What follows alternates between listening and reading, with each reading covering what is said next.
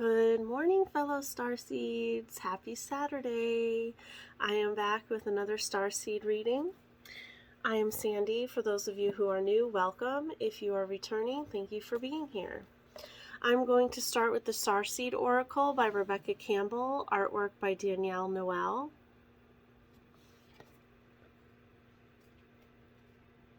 I've already shuffled the cards, so I'm just going to cut the deck now and pull the top one. We have inner earth, but also know your inner worth, okay? You'll survive this. New solutions and beginnings. Beautiful.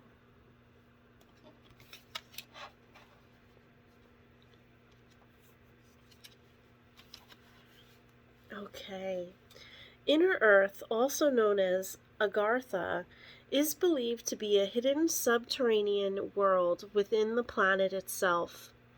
Many ancient cultures mention it in their stories. It's said that some of the beings of ancient lost lands, such as Lemuria, Atlantis, and Aravarta, went there. Hindu and Celtic lore mention caves and entrances to underground worlds. Tibetan Buddhism refers to the secret mystical city Shambhala, which is thought to be located in the Himalayas. Many have searched for inner earth in the physical world, but without success. So the mystery continues. Is it a place that exists in the physical or on another level of consciousness? There are solutions beyond what you can perceive. Surprising outcomes to your problems and situations. Resolutions that are in the best interests of all involved. If you find yourself facing an obstacle or feeling stuck and have no idea what to do, you are being reassured that there is a way out. You will survive this and things will work out. If you are stuck in a rut, do something to shake up the energy and shift your thinking. Try something you wouldn't normally do. Soon you'll see the whole new worlds of solutions are available. Things that were previously beyond your focus will present themselves. Helpful people, signs from the universe, and support in both expected and unexpected ways are on their way to you. But first, you need to do something different to shift your focus so you can receive them. Starseed Soul Inquiry. What can you do to shift your energy or your outlook? Let me know what you're going to do in the comments below. I'd love to know. Okay. Now we're going to get the Healing Waters Oracle by Rebecca Campbell, artwork by Katie Louise.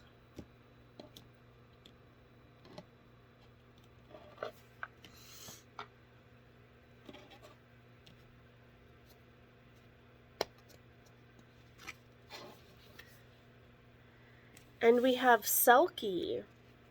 Come out of hiding, embrace who you really are.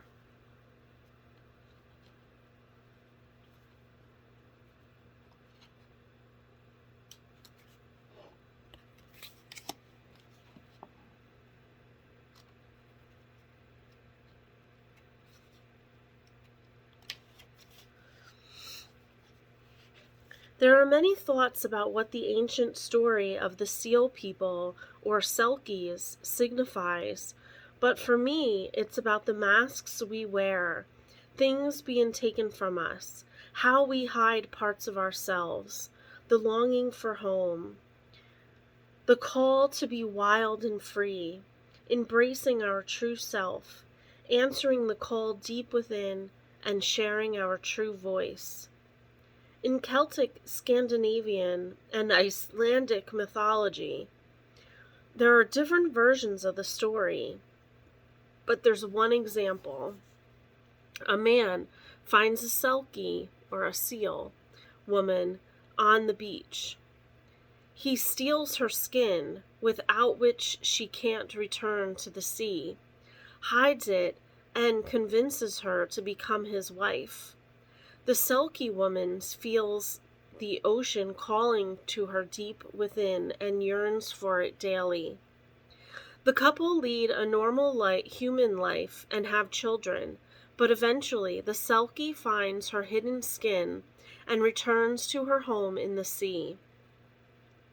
It is time to come out of hiding, to show the world who you truly are, to embrace your uniqueness, your weirdness, your you-ness, to swim freely in the ocean of your life. How are you being called to embrace who you truly are? Are there ways that you're hiding your unique light from the world? How can you embrace even more of who you truly are? Are there ways that you are not showing up as your full, true self in your life or in your relationships? How are you being called to share your voice? Where do you feel held captive? What do you need to do to feel free? Soul inquiry. How can you embrace who you truly are? Oh, I'd love to know your story. Let me know in the comments below. Okay, and last but certainly not least, before we do the bibliomancy, we have The Rose by Rebecca Campbell, artwork by Katie Louise.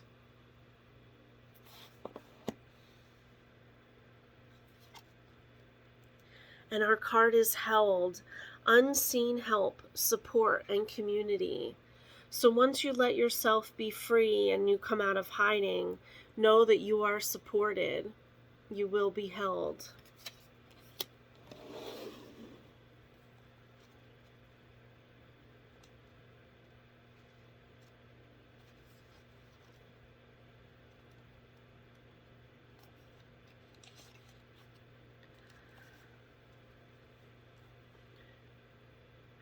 When times are turbulent, to keep ourselves steady, we need something to hold on to. When things are crumbling around us, we must find something that we can count on that won't budge. Deep roots to hold us steady when the winds of change come blowing. A supportive community around us. When we leave home, we must find something to hold us. When our lover leaves, we must find something to hold us. When the job ends, we must find something to hold us. When our parents die, we must find something to hold us. When we think there is nothing holding us, it's an invitation to find new, supportive ground. This is where we can discover the sureness of the soil, the holding of the roots, and reach out